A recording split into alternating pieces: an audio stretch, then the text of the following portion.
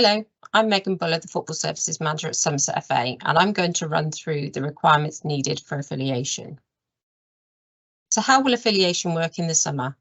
The FA have the technology and processes to evolve with the game. We're removing the affiliation window, meaning you can affiliate a team when you need to. We're also looking to drastically reduce the admin burden and processing times.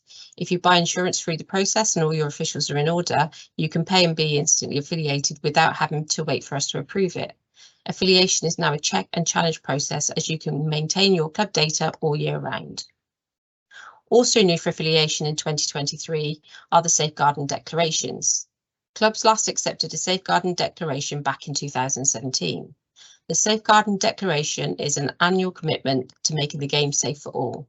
You may need to accept several declarations depending on the levels your teams play at, but whether you're a Premier League side, in the Women's National League or a grassroots team, there's a safeguarding declaration for you.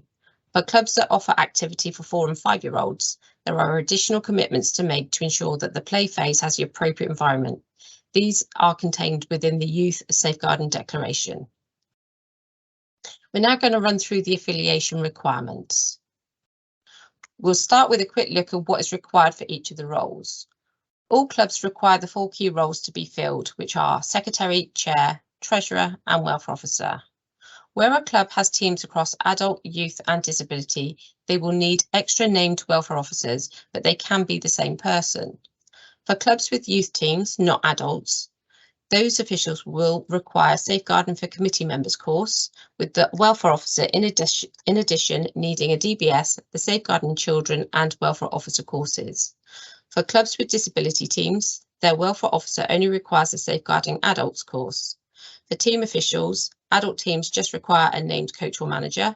Youth teams require all officials to be named and they require a DBS and the safeguarding children course to be compliant.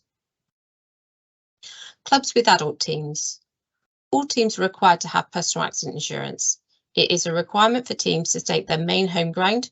You can do this ahead of the affiliation opening in your My Club tab. Every team must have a minimum of 1 manager or coach. This can be completed again ahead of affiliation opening in your officials tab. Clubs with adult teams require a welfare officer for adult teams. For the 2023-24 season, no qualifications are required for this role. Clubs with youth teams.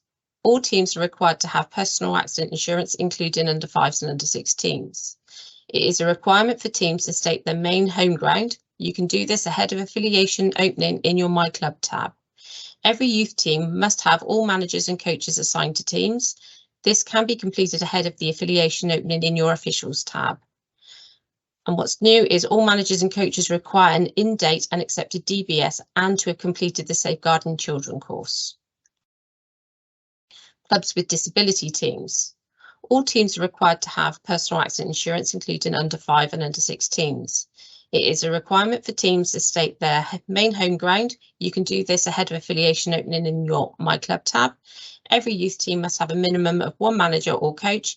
This can be completed ahead of affiliation again in your officials tab. Clubs with adult disability teams require a named welfare officer for adult disability teams. The free Safeguarding Adults course will be required for this role. Thank you for watching this video, and should you have any queries, please feel free to contact us using the support@somersetfa.com email address.